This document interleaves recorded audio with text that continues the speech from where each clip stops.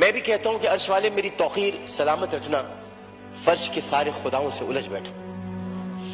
میں صرف اتنا بتانا چاہتا ہوں کہ بہت پہلے کی بات ہے، اب وہاں پر جبل عمر ہے، اور جبل عمر پر وہاں اب ایک ہوٹل تعمیر ہو رہا ہے، سعودی عرب کا وہ علاقہ ہے۔ ایک آدمی رسول کریم صلی اللہ علیہ وآلہ وسلم کے پاس آیا، اس نے آ کر کہا کہ یا رسول اللہ مجھ سے بہت بڑا گناہ ہو گیا۔ تو آپ نے فرمایا کب ہوا؟ لیکن اسلام لانے سے قبل ہوا۔ آپ نے فرمایا کہ ٹھیک ہے، اب تم اسلام لے آئے ہو، تمہارے سارے گناہ اللہ نے معاف کر دی۔ اس نے کہا میری بات سن لیجئے رسول اللہ، میں آپ سے بات کرنا چاہتا ہوں، اپنے دل کا بوجھ ہلکا کرنا چاہتا ہوں۔ آپ نے کہا کہو تم کیا کہنا چاہتے ہو؟ اس نے کہا یا رسول اللہ میری ایک بچی تھی، اور میں اس بچی کو جب وہ 5 سال کی ہوئی تو میں اس بچی کو کہا میں چلو تمہیں جنگل لے کے چلتا ہوں، اور میں اس کو لے کر چلا۔ جناب اسپیکر توجہ چاہوں گا، میں اس کو جنگل لے کر چلا۔ اب میں اس لیے لے کر چلا کیونکہ میری عزت پر حرف آ رہا تھا کہ میرے گھر بچی کو پیدا ہوئی۔ نبی کریم بہت غور سے سن رہے تھے، صحیح بخاری اور صحیح مسلم میں اس حدیث کو بیان کیا، ترمذی شریف میں بہت تفصیل کے ساتھ۔ تو انہوں نے بہت توجہ سے سنا اور کہنے لگا میں جنگل میں لے کے گیا، پھر میں نے ایک گڑھا کھودا۔ گڑھا کھودنے کے بعد میں نے بچی سے کہا اس میں لیٹ جاؤ۔ اچھا جب میں گڑھا کھود رہا تھا تو یا رسول اللہ مجھے ایک بات یاد آئی کہ وہ کھودتے کھودتے مجھے پسینہ آنے لگا، تو اس نے اپنے چھوٹی سی چادر سے میرا پسینہ بھی صاف کیا، اور اس کے بعد میں نے اس بچی کو گڑھے میں ڈال دیا، اور پھر میں نے مٹی ڈالی تو عربی میں اس نے مجھ سے کہا، ترجمہ آپ کے سامنے پیش کروں، بابا بابا میں مر جاؤں گی بابا، اور میں نے اس کو مار دیا۔ بہت دیر تک خاموشی حجر رسول میں رہی۔ اس نے دیکھا تو رسول کریم صلی اللہ علیہ وسلم رو رہے تھے۔ خاتم النبیین، سید المرسلین، شفیع المذنبین، انیس الغریبین، رحمت للعالمین، راحت العاشقین، مراد المشتاقین، شمس العارفین، سراج السالکین، مصباح المقربین، محب الفقراء والغرباء والیتام والمساکین، ہمیں سکھاتے ہو، ہمیں سکھاتے ہو، ہم تو ختم نبوت کے محافظ، ہمیں سکھاتے ہو۔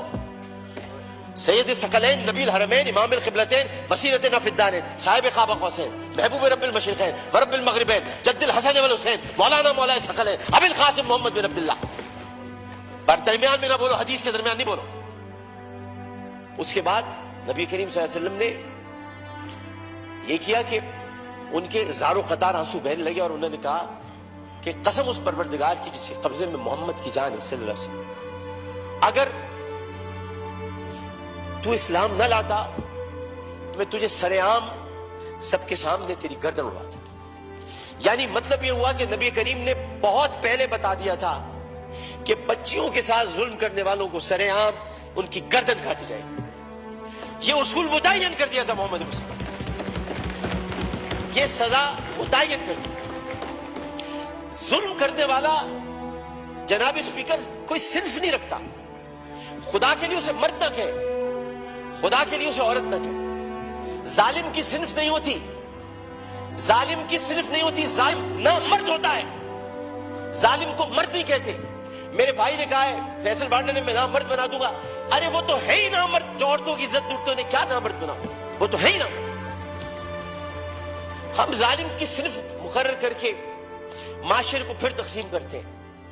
ہمیں کسی کی صنف مقرر نہیں کرنی، ہمیں صرف اور صرف قرآن اور سنت کے مطابق ان سزاؤں کا احیا کرنا ہے جن کی ضرورت ہے۔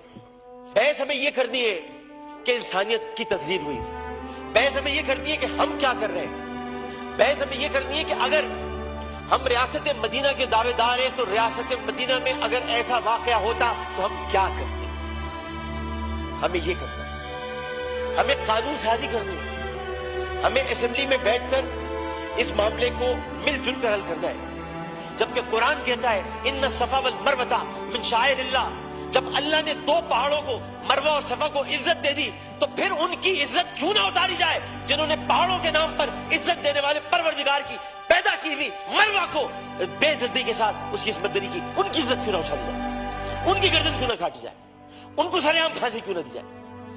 جناب اسپیکر، میں آپ سے صرف یہ بات کہنا چاہتا ہوں، میں شکریہ ادا کرتا ہوں اپوزیشن بینچز کا بھی، میں شکریہ ادا کرتا ہوں اپنی پارٹی کا بھی، میں سب کا شکریہ ادا کرتا ہوں کہ جو اس وقت اس درد کو سمجھ رہے ہیں, جو درد کو سمجھ کر بات کر رہے ہیں, اور جو نہیں چاہتے کہ اس وقت سیاست ہو.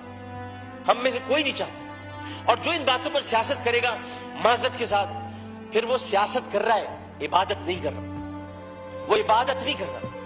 یہ اس وقت عبادت کا مرحلہ ہے, اور عبادت صرف 5 وقت پروردگار کے سامنے سر جھکانے کا نام نہیں ہے. عبادت ظالم و جابر حاکم کے سامنے کلمہ حق کہنا بھی ہے, اور عبادت اپنی جگہ پر رہتے ہوئے جب اللہ تعالیٰ نے قوت گویائی عطا کی ہے, اور 5 سوالات جب حشر میں کیے جائیں گے, کہاں سے کمایا تھا, کیسے کمایا تھا, جوانی کہاں گزاری, بولنے کا علم دیا تو بولے کہ نہیں بولے, ما کنت تقول فی ھذا الرجل, اس رسول کے بارے میں تمہارا کیا خیال ہے, کیا جانتے ہو, اس وقت ہماری زبانیں گم ہو کر نہ رہ جائے.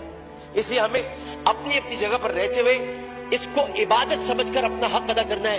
میں اتنا کہنا چاہوں گا آخر میں, جناب اسپیکر, میں اس ایوان سے ہاتھ جوڑ کر مطالبہ کرتا ہوں, بحیثیت ان کا ساتھی, بحیثیت رکن قومی اسمبلی, انہی کا ساتھی, انہی کا بھائیوں, اپنی بہنوں کا بھائیوں, اپنے جب ہمارے اپوزیشن والے ان کی بہنوں کا بھائیوں, صرف اتنا کہنا چاہتا ہوں کہ اس اسمبلی میں ہم پتہ نہیں کب رہے, کب تک رہے, کیا رہے, ہمیں نہیں پتا, لیکن ہم جتنے دن بھی رہے, یہ اسمبلی ایک تاریخ بن جائے کہ ہم نے, یہ اسمبلی نے قرارداد منظور کی تھی اور بل بنایا تھا کہ بچیوں کو میں ہر قتل کی بات ہے, بچیوں کی عصمت دری کرنے والوں کو سرعام سزائے موت دی جائے.